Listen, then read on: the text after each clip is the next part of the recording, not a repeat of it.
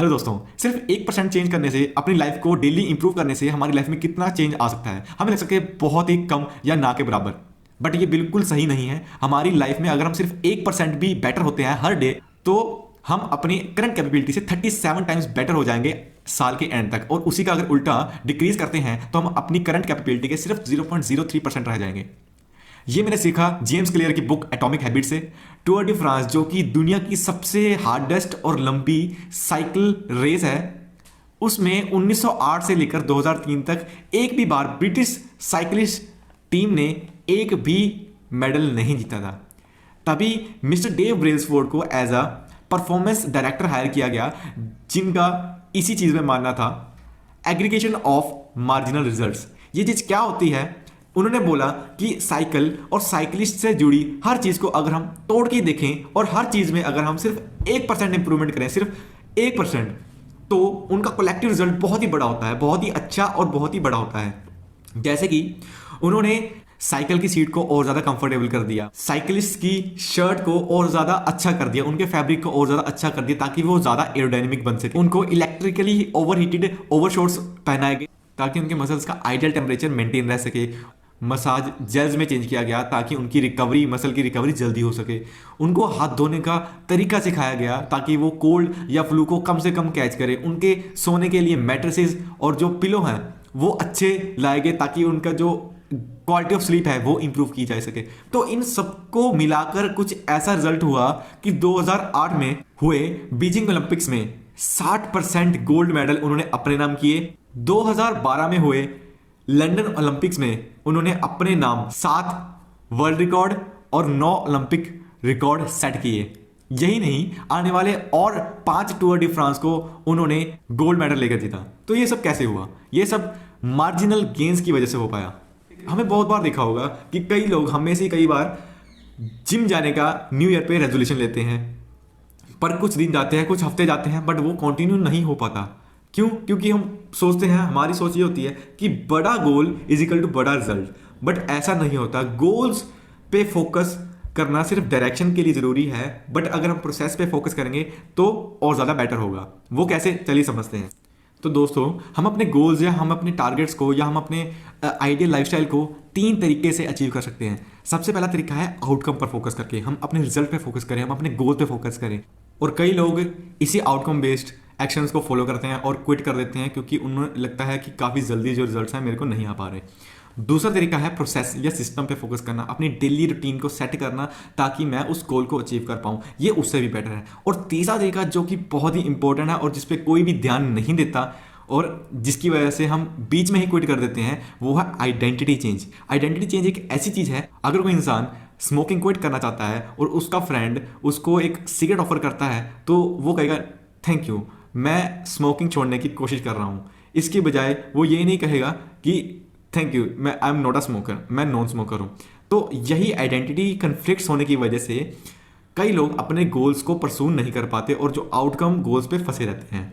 तो सबसे पहले हमें अपनी आइडेंटिटी को चेंज करने के लिए क्या करना है? जब भी आप बुक कंप्लीट करो या बुक के 2-3 चैप्टर पढ़ो तो ये मत बोलो कि मैंने 3 चैप्टर कंप्लीट किए, 1 चैप्टर कंप्लीट किया। बोलो कि आई एम अ रीडर, मैं एक रीडर हूँ।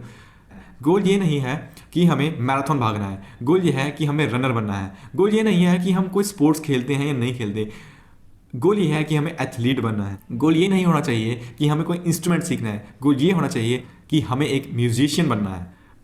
बेसिकली दोस्तों, ये जो बुक है ये हमारी प्रोडक्टिविटी को इंक्रीज करने में हेल्प करती है और जो डिसीजन फटीक है उसको कम करने में हेल्प करती है। अब डिसीजन फटीक क्या चीज़ है? डिसीजन फटीक मतलब कि हम सुबह उठते हैं तो हम सोचते हैं कि आज मैं कौन से कपड़े डालूं, कौन सी टी शर्ट का रंग चूज़ करूं, या कौन सी टर्बन डालूं, कौन से टर्बन का रंग चूज़ करूं, या कौन सी गाड़ी पे जाऊं, अगर हम ज़्यादा अमीर हैं तो कौन सी गाड़ी चूज़ करूं। तो अगर हम फालतू चीज़ों जो इतनी इंपॉर्टेंट नहीं है उसमें हम अपनी डिसीजन की एनर्जी लगा दे रहे हैं दिन के शुरू में ही, तो हम जो डेली लाइफ के बहुत इंपॉर्टेंट डिसीजन होते हैं हम उनको अच्छे से नहीं ले पाते। उन डिसीजन को लेने के लिए एनर्जी ही नहीं बचती। तो ये होता है डिसीजन।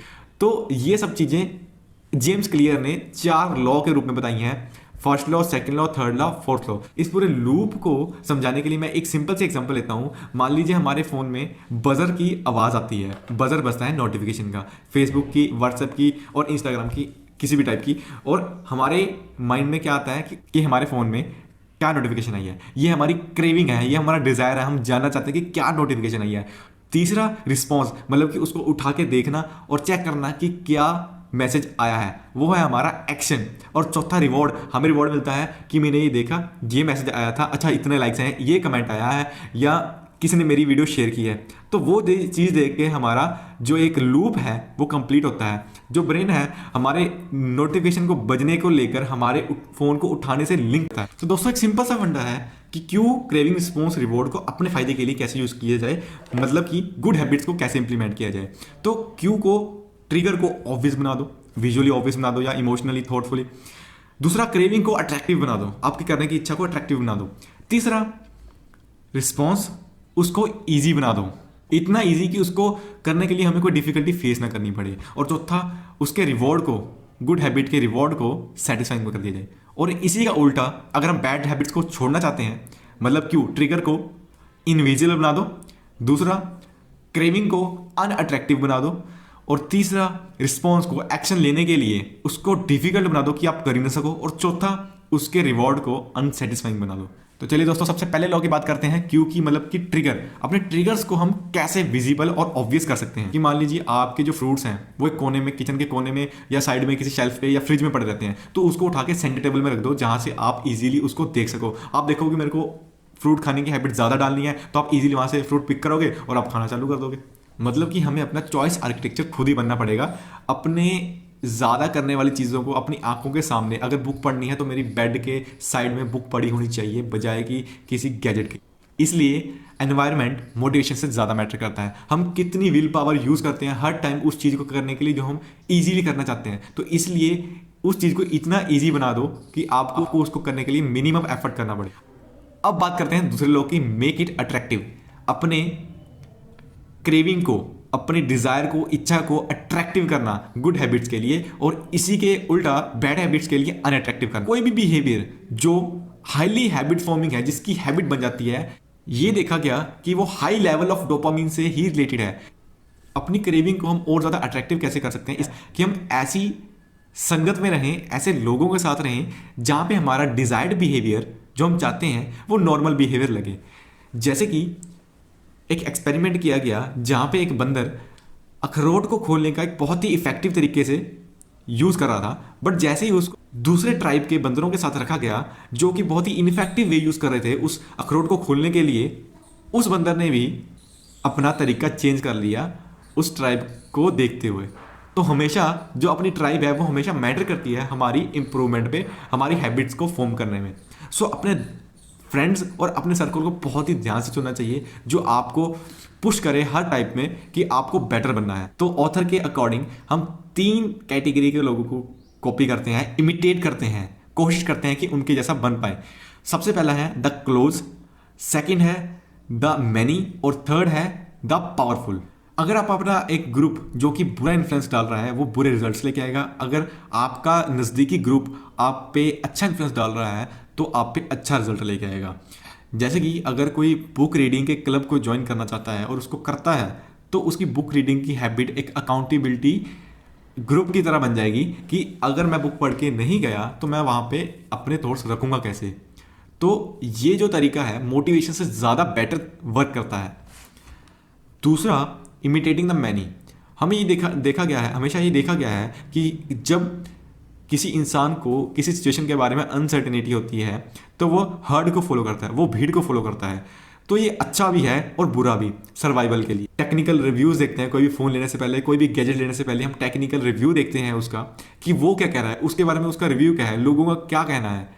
तो इस चीज़ को समझना भी बहुत ज़रूरी है। तो कहने का मतलब ये कि आप अपने ग्रुप को जिसको आप फॉलो करते हो बहुत ही ध्यान से चुनें ताकि आप डिसीजन अच्छे से ले सकें। तीसरा है इमिटेटिंग द पावरफुल। हमें पावर, तारीफ और ज़्यादा पैसा, रिकग्निशन और अपने नाम के आगे president, CEO, founder, vice president लगा हुआ देखना चाहते हैं और पाना चाहते हैं।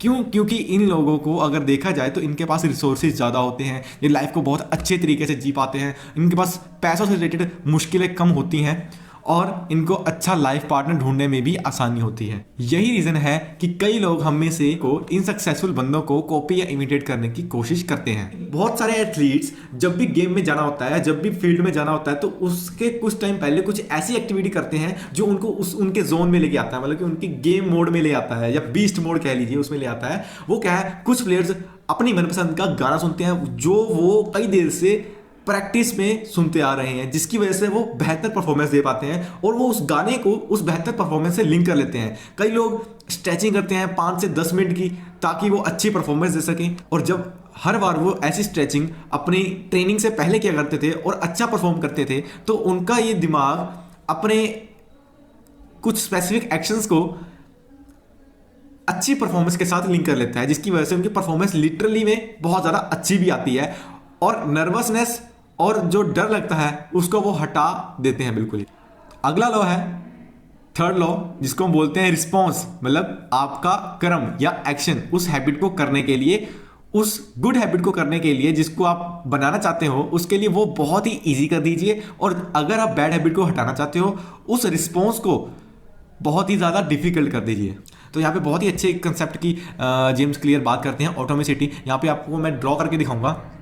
यहाँ पे देख सकते हैं आप कि रेपिटेशन की एक एक्सिस बनाई है मैंने, यहाँ पे एक ऑटोमेशन की एक्सिस बनाई है। यहाँ पे आप देख सकते हैं कि जो रेपिटेशन बढ़ती जाती है, बढ़ती जाती है, बढ़ती जाती है, और हैबिट की लाइन, ये जो मैंने हैबिट की लाइन बनाई है यहाँ पे, इसको क्रॉस कर लेती है, तब हम ऑटोमेटिसिटी के दायरे में आ जाते हैं। मतलब ऑटोमेसिटी का एक सिंपल सी डेफिनेशन ये है कि हम अपने बिहेवियर को हर एक स्टेप को सोचे बिना परफॉर्म कर पाए, मतलब कि हमें किसी काम को करने के लिए ज़्यादा सोचना ना पड़े। तो इसका एग्जांपल है जैसे शू के लेस बांधना, ठीक है। जब हम ट्राउजर डालते हैं तो पहला पैर कौन सा डालते हैं ट्राउजर में, ठीक है। या फिर हाथ धोना, हाथ की आप सीक्वेंस अगर आप ध्यान से नोटिस करोगे, आप अपने आप हाथ धो रहे हो पर आपकी सीक्वेंस हर बार सेम होती है। दूसरा और अगला है जैसे ब्रश करना, ठीक है, शू लेसिस बांधना। तो ये सारी चीज़ें ऑटोमेसिटी के लेवल तक पहुंच चुकी हैं, इतनी बार आप कर चुके हो रिपीट इसको कि आपको इनको करते टाइम पे ज़्यादा सोचना नहीं पड़ता, बल्कि आप इसको करते हो और चीज़ें सोच सकते हो। कई बार क्या होता है कि हम कार ड्राइव करते हैं और कार ड्राइव करते करते हम फ़ोन पे भी बात कर रहे होते हैं। तो ये जो चीज़ें हैं ऑटोमेटिसिटी के लेवल तक पहुंची हुई हैं, और अपनी अगर जो गुड हैबिट है इस लेवल तक पहुंचानी है तो उनको ज़्यादा बार रिपीट करना पड़ेगा। मायने नहीं रखता कि आप कैसे रिपीट कर रहे हो, मायने ये रखता है कि आप कितनी बार रिपीट कर रहे हो। सिंपल से एग्जाम्पल लेते हैं। मान लीजिए कोई गार्डनर है, अपने बगीचे में वो फूलों को पानी दे रहा है और उसकी पाइप में एक छोटा सा बैंड है जिसकी वजह से पानी ज़्यादा अच्छे से बाहर नहीं आ पा रहा। अब हमारे पास दो ऑप्शन है, या तो वो बैंड को हटा दिया जाए या पीछे से टूटी का प्रेशर ज़्यादा बढ़ा दिया जाए। दोनों में से इजी ये है कि हम बैंड हटा के आराम से फूलों को पानी दे सकते हैं। दूसरे केस में क्या होगा कि पाइप के फटने के भी चांसेस हैं और ज़्यादा प्रेशर भी लगेगा, पर पानी उतना हम दे नहीं पाएंगे फूलों को। तो यहाँ पे जो बैंड है पाइप में वो हमारी हैबिट्स हैं, और फूलों को पानी दे रहा है वो हमारा आउटकम है। जितना ईजी हमारी हैबिट्स होंगे उतना अच्छा हमारा आउटकम होगा, बजाय कि हम प्रेशर बढ़ा दें अपने आप पे कि विल पावर, मोटिवेशन लेके आने के चक्कर में हम अपने ऊपर प्रेशर डाल दें कि यार कर, आउटकम लेके आ। बट वो चीज़ नहीं हो पाती क्योंकि हमारी हैबिट्स इतनी डिफिकल्ट होती हैं बनाने के लिए कि हम आउटपुट, जो डिजायर्ड आउटपुट है, उसको नहीं गेन कर पाते। मान लो अगर आपको भूख लगी है और आप चाहते हो कि आप हेल्दी खाओ हर बार, तो आप चॉकलेट्स, चिप्स या फिर टॉफीज का पैकेट वहाँ कहीं अंदर रख दिए कपबोर्ड में, जहाँ पे आपका हाथ पहुँचना बहुत मुश्किल हो, और नीचे शेल्फ पे किचन पे वो चीज़ें रखें जो कि हेल्दी हो खाने के लिए, जैसे कि ब्रोकली, कॉर्न या फिर सैलड या फ्रूट्स, ऐसी चीज़ें रखें जो आपकी ईजी टू रीच हों। दूसरा एग्जाम्पल ये है कि अगर आप सुबह उठकर वॉकिंग या रनिंग पे जाना चाहते हो तो अपने रनिंग शूज़ में सॉक्स पहले से डालकर रख दो, ट्रैक सूट, अपना टी शर्ट, लोअर ऐसी जगह पे रखो जहाँ पे आपको पता हो और सुबह इजी टू रीच हो, ताकि आपको दिक्कत ना हो। और अब आती है बारी बैड हैबिट्स को रिमूव करने की। बहुत सिंपल सी एग्जांपल देता हूँ। मान लो किसी को टीवी देखने की आदत को छोड़ना है। अगर वो सिंपल सी आदत है कि आप थोड़ा सा टीवी देख लेते हो पर वो भी आप छोड़ना चाहते हो, तो हर बारी टीवी को देखने के बाद उसको अनप्लग कर दो। और आप सोचते हो कि आप बहुत ज़्यादा टीवी देख रहे हो, तो आप क्या करो कि टीवी को अनप्लग कर दो, उसके बाद रिमोट से बैटरीज भी निकाल दो।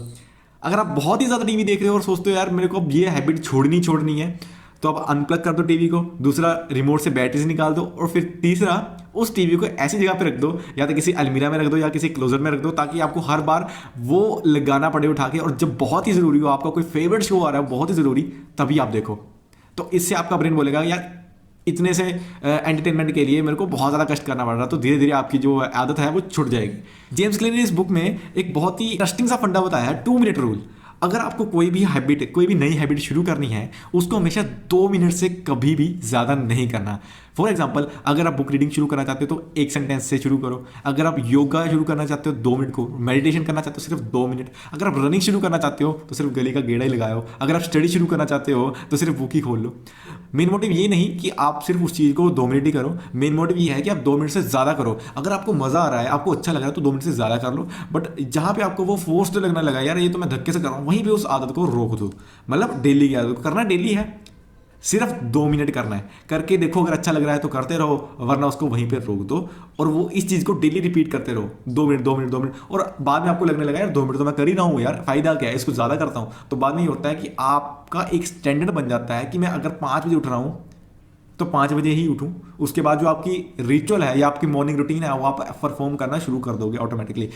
तो इसमें सबसे इंपॉर्टेंट बात ये ध्यान रखने वाली है कि सबसे पहले हम एक हैबिट को स्टैंडर्डाइज करेंगे। मतलब योगा इतने बजे मेरे को यहाँ पर अगर करनी है तो वो मेरे को पता होना चाहिए कितने बजे कहाँ पे करनी है। रनिंग कितने बजे कहाँ पे करनी है, वो स्टैंडर्ड बनने के बाद उसको ऑप्टिमाइज करेंगे, उसको इंप्रूव करेंगे। ये स्ट्रेटेजी जो है हमारी आइडेंटिटी को रीएनफोर्स करेगी कि हाँ, अगर मैं रनिंग करने जा रहा हूँ, रोज जा रहा हूँ, तो मेरे माइंड मेरे को बोलेगा कि हाँ मैं एक रनर हूँ, मैं एक रीडर हूँ, मैं एक डेली मेडिटेटर हूँ। और ये मैं मेरे आइडेंटिटी में ये चीज़ आती चली जाएगी, रीइंफोर्स होती जाएगी। और आइडेंटिटी की बात जो मैंने सबसे पहले की थी इस वीडियो में, वो आपकी स्ट्रॉन्ग होनी शुरू हो जाएगी। उसके बाद आप प्रोसेस पे आ जाओगे, उसके बाद आपका आउटकम भी ऑटोमेटिकली अचीव हो जाएगा। इस बुक में और इंटरेस्टिंग बात करते हैं जेम्स कि अगर हम गोल्स को सेट करके भूल जाए और सिर्फ अपने प्रोसेस और अपने सिस्टम पे फोकस करें, डेली के हैबिट्स पे फोकस करें, तो क्या फिर भी हम गोल्स को अचीव कर सकते हैं? वो कहते हैं जी हाँ, अगर आप गोल्स को सेट करके भूल जाओ साइड में, सिर्फ डायरेक्शन देकर कि मेरे को यहाँ पहुंचना है, और बार बार उस पर फोकस ना भी करो और सिर्फ अपने प्रोसेसेस और सिस्टम्स पे फोकस करो, फिर भी आप उस गोल्स को अचीव कर लोगे। बहुत ही अच्छा कोट है, इसको मैं कोट करके बताना चाहूंगा। The more you ritualise the beginning of a process, the more likely it becomes that you can slip into the state of deep focus that is required to do a great thing. James Clear. Alfred North White, जो कि mathematician और philosopher हैं, उनका भी बड़ा अच्छा एक coat है इस बुक में से। Civilisation advances by extending the number of operations we can perform without thinking about them. Simple सा मतलब यह है कि हम कितने ऑपरेशंस विदाउट थिंकिंग परफॉर्म कर पा रहे हैं एज अ सिविलाइजेशन, हम तभी एडवांस करेंगे। रिवॉर्ड को सेटिस्फाइंग बनाना, मतलब आप कोई भी हैबिट को डालने के लिए अपने आप को कोशिश कर रहे हो, जैसे कि सुबह जल्दी उठना, जिम जाना, रनिंग करना, ठीक है, अच्छी डाइट लेना, कोई भी आदत हो, उसके रिवॉर्ड को जब आप उसको पूरा कर लेते हो, इतना ज़्यादा सेटिस्फाइंग कर दो कि आप उसको बार बार करें। इसको करने का एक बहुत ही एक अच्छा तरीका है इंस्टेंट ग्रेटिफिकेशन। ये चीज़ को सोशल मीडिया और बड़े बड़े बिजनेसेस अपने फ़ायदे के लिए तो यूज़ कर ही रहे हैं। जैसे नोटिफिकेशन आती है तो हम देखते हैं कि इंस्टेंटली हमें लाइक्स कितने मिल सकते हैं, हमें इंस्टेंटली फॉलोअर्स कितने मिल सकते हैं। Instagram, Facebook, Snapchat, instant gratification, उसी टाइम आपने कुछ एक्शन लिया, उसी टाइम आपको एक रिवॉर्ड मिला। तो इस चीज़ को हम अपने फ़ायदे के लिए यूज़ करेंगे। सबसे इजी तरीका ये है कि हम एक हैबिट ट्रैकिंग शीट या कैलेंडर या कोई बुक लगा लें, जिसमें हम इस टाइप की कोई जर्नल या बुक लगा लें, जिसमें हम अपने डेट डालकर लिख सकें कि इस डेट को ये मैंने हैबिट की या नहीं की। क्योंकि मैंने देखा है, मैं आपको अपनी वीडियो को जो मैंने पिछले साल ट्राई किया था 66 डेज हैबिट फॉर्मिंग चैलेंज, जो कि सुबह उठने का था, तो उसमें मैंने कैलेंडर पे क्रॉस मार्क लगाना शुरू किया था, जो कि बहुत ही सेटिस्फाइंग था। मतलब आप सुबह जल्दी उठे या आपने कोई भी हैबिट परफॉर्म की, उसको दिन के एंड में या उस हैबिट को परफॉर्म करते ही आप अगर उस चीज़ को क्रॉस करो तो वो चीज़ बड़ी सेटिस्फाइंग होती है। तो दोस्तों, कंक्लूजन इस बुक का ये है कि जितना आप गुड हैबिट्स को बढ़ाना चाहते हैं तो अपना मीटर जो है सेंटर की तरफ से लेफ्ट साइड तक ज़्यादा लेके जाएं, और अगर बैड हैबिट्स को ख़त्म करना है या हटाना है, रिप्लेस करना है, तो इस मीटर को 0 से लेकर राइट साइड वाले 5 तक लेके जाएं, जिसको हमने इनविजिबल, अनअट्रैक्टिव, डिफिकल्ट और अनसेटिस्फाइंग, बट गुड हैबिट्स को हमने ऑब्वियस, अट्रैक्टिव, इजी और सेटिस्फाइंग बिल्ड करना है। सो दोस्तों, आज के लिए बस इतना ही। मिलेंगे अगली वीडियो में। आगे सेल्फ हेल्प, प्रोडक्टिविटी और बुक रिव्यूज के लिए और ज़्यादा वीडियोस लेने के लिए सब्सक्राइब का बटन ज़रूर दबा दें और बेल आइकन को भी दबा दें, और इस वीडियो को लाइक करें, शेयर करें, जितना ज़्यादा हो सकता है शेयर जरूर करें। धन्यवाद, सत श्री अकाल, आदाब, take care and do whatever you want to do. Stay safe, stay healthy, stay strong.